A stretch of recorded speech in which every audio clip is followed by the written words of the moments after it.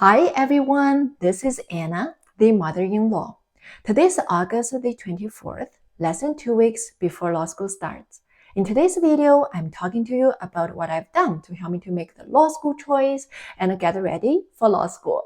I hold no expertise in how you should spend your summer before law school, but since I've done some explorations, I do think these things have helped me to get mentally, physically, and hopefully academically ready for law school. So I want to share my findings with you. One of the most commonly asked questions among all the first-year incoming law students is probably, what should we do to get ourselves ready for law school? And one of the most common answers is probably, well, enjoy your summer before law school starts. This doesn't make sense to me, but depends on when you received your offers, right? You might have a really long time before law school starts. And if you're a person like me, you might also feel very uncomfortable sitting there and waiting. So if you are as nerdy, keep on watching.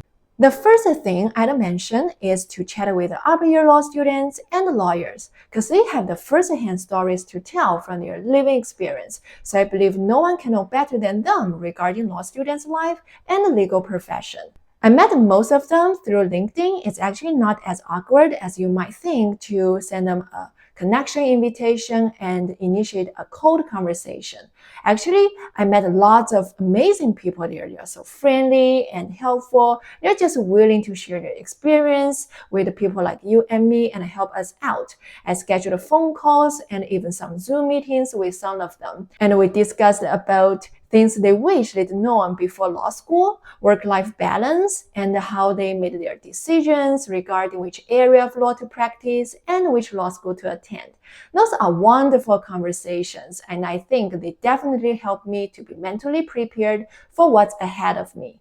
The second thing I'd mention is to attend the Welcome Day events. All three law schools accepted me, held Welcome Day events for their admitted law students to visit the campus, chat with the faculties, staffs, and upper year law students before they had to make their decisions. I had a very nice advice to share from a recent law grad. He told me to choose a school with an environment where I feel most comfortable, because it's important to achieve high performance in law school. It's probably more important than which school to attend, but it would be very hard for us to achieve the high performance without feeling comfortable in that environment. You can imagine we're just like those little seeds. We have to be planted in the suitable soil for us to thrive. Well, I know all Canadian law schools are first class. They are really good. But of course, there are different vibes in different schools.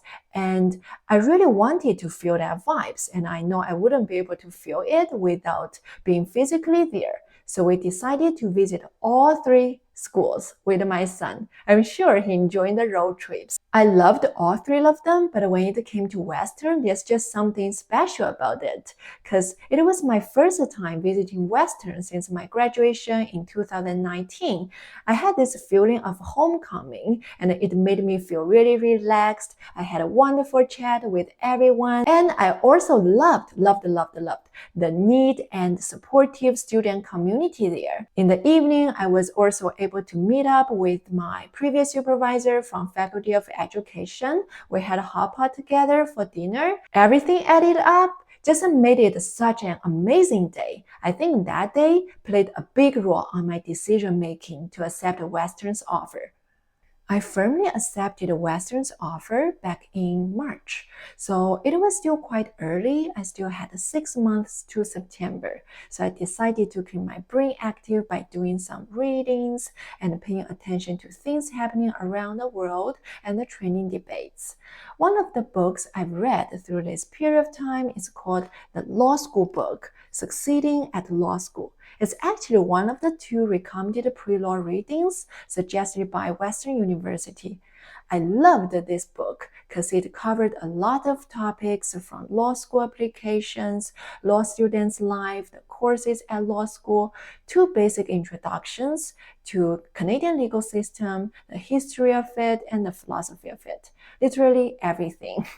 And I found it as such a useful tool for me to get to know the context better since I haven't been here for long yet.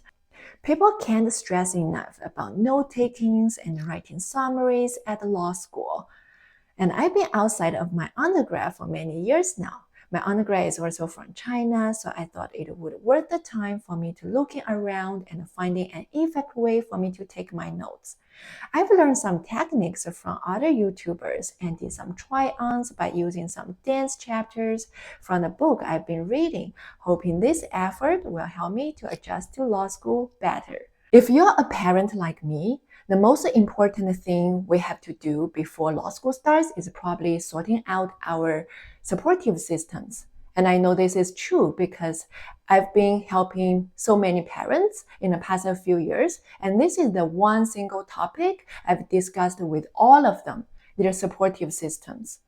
Because once upon a time, it took the whole village to take care of a child.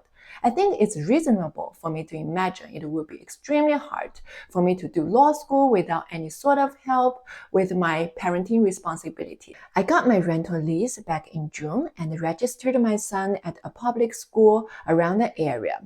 One thing I wish I could have known earlier is that it's easy for me to register my son into a public school, but it's hard. It's very hard for us to get into the after-school program at a public school because there's usually a very long wait list. For us, at that time, we had 48 people waiting ahead of me. I thought that's necessary to register my son into the after-school program because the public school usually finishes early.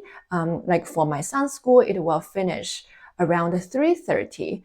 But I don't think I can get home until late afternoon because I'm blocking out 50 hours per week for me to study. And this is also the amount of time suggested by some upper years and staffs from the university. So I was very worried about that. So I talked this through with my parents and my son's father, and I'm so lucky to have their help. I know my mom will be in London with me by the end of September. She will be helping me with picking up my son and playing with him for a few hours before I can get home from school. And also my son's father will be there sometimes as well to help me with the childcare responsibilities when things get busy. If you are also sorting out your supportive system, I strongly suggest you to talk with some upper years and staffs from the university you are attending to figure out how many hours you will need for you to study per week and the big picture of your schedule. Once you have this information, it's important for you to disclose this information with your close family so everyone can sit down, make a plan together before the real game starts. And of course, just like how everyone would suggest it to you, enjoy your summer.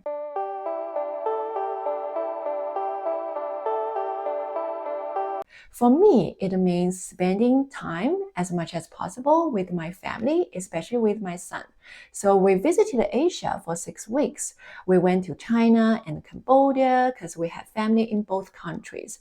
It was a great vacation because we haven't been back for 3 years since COVID. And of course, we did some summer Massachusetts. We had a great time at Wonderland and visited some farms. And during those fun time, I had some conversations with my son to let him know the busier life ahead of us and why it's important for us to work hard. And I hope those conversations will help him with his transition to London as well. Some other things I've done. I visited gym regularly, like 3-4 times a week. I do kickboxing, and I'm a believer in strong body, strong mind, and the body is our instrument.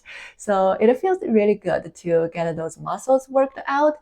And also I went for my doctor appointment to get my blood work done to just make sure I'm physically well for law school.